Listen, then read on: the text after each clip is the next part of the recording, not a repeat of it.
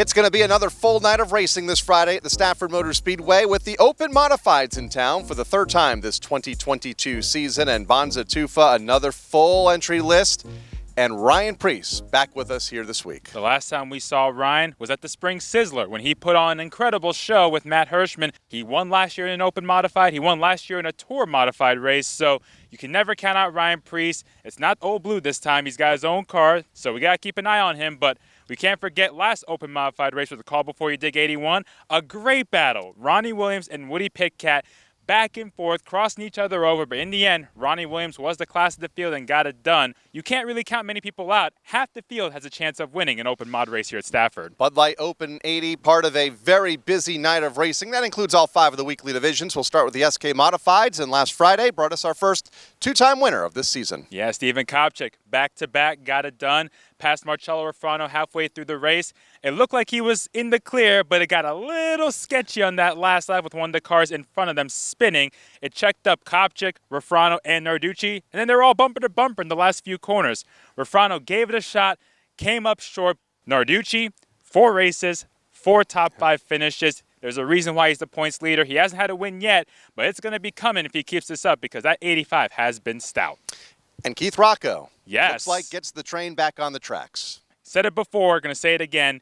They can figure it out, and when they figure it out, you got to keep an eye on him. He did really well from outside the top 10, made his way up to 3rd, had to settle for 4th, but he was moving forward, and that's what matters most. Teddy Hodgson as well. He needed some good luck coming his way. He got it, 5th place run last Friday night, so a couple guys who desperately needed a good run, they got it. In Bonssa, in the late model stock car class, it was a former champion getting back to victory lane for the first time this season. Yep, Adam Gray getting it done. I think part of his motivation was that his son, Jacob Gray, won the big wheel race about an hour earlier. We've seen that with a trend in the late models. First it was the Gamba Quarters, and now it's the Grays. But Adam came off the penalty list after what happened to Spring Sizzler. He got his handicap back, started up towards the front. You had to stay up front. It's a tough field, and he did so. Led pretty much from start to finish, getting that win. We saw Daryl Keene up there running 2nd or 3rd for a bit of the race. Unfortunately, a bump in the rear got him back to 5th. But we saw some guys have some good runs. Paul Verrecchio, another 3rd place finish. That's back-to-back podiums for him. In the big picture, Michael Ray, another top 5 finish. That's why he's still leading the points. Only driver to finish in the top 5 in that division in all of the races run thus far this season. That's why he is the championship leader. In the SK Light Modifieds, it was a new face in victory lane who struggled 2 years ago. Right behind us here was the big story of the 2020 season at the tail end of that year.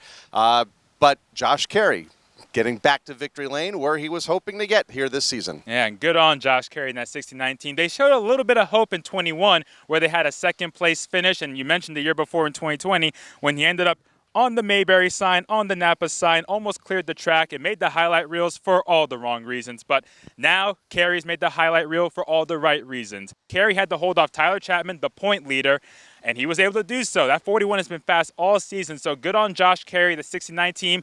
Another chassis pro car getting the job done this year. So Carey gets win number 1. Tyler Chapman, 2 second-place runs along with a win. That consistency you noticed at the beginning of the season, that can go a long way, and so far it has for Tyler Chapman. Talked about Keith Rocco getting back into the top 5 for the first time this season. You can say the same about Alex Pearl in the SK Lights, his first top 5. And the week before, the one that got range shortened, he went from 26th to 9th. Started 15th, got up to 5th, a clean run for that 7th team. You know they're going to be fast. They just need to put it together and get a clean run, and they got it last week. Josh Carey, a first-time winner in the SK Lights, but not the only first-time winner a week ago. We had another one in the limited late models. Yeah, what about Damian Pilardi? He and his father, RJ Sardell, they were confident coming into the season with the new parts that they got in their car that they can get a top 5.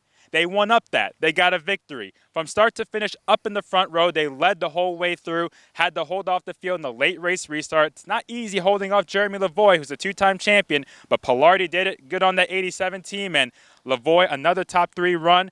Tied atop the point standings with 2-time winner Rich Hammond. I know you don't like to talk about points, but there is a tie in the limited late models this early in the season. It's fun to watch. Alex Fern, who had a tough start to the year, she's back in the top 5 in points after another good top 5 finish. And you still got 4 drivers who won last year that are still looking to return to victory lane this year.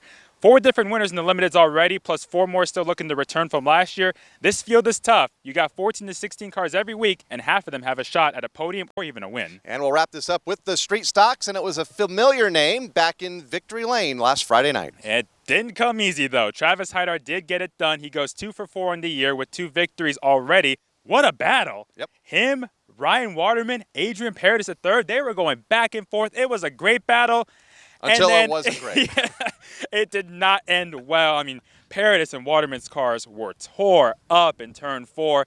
Paradis and Waterman have been fast all season long, so once they get their cars fixed up, you know they're going to be up front again. One driver that needs a little bit of luck, actually 2 drivers. Bobby Sturck, another wreck he gets caught in, not of his own doing, finishes in the back of the pack. And poor Nick Hovey started second, led coming off a turn 4 on the first lap, loses the rear end. That 16 can still contend for wins. He got 2 of those last year. He can get some more this season. Let's talk about some of the good from last week. Jason Finkbein on a really good streak right now. After his opening day crash, 3 top 5s, including that big win a couple weeks ago in a photo finish, backs it up with a second place run. And then first career podium, Marvin Minkler in the 71 team.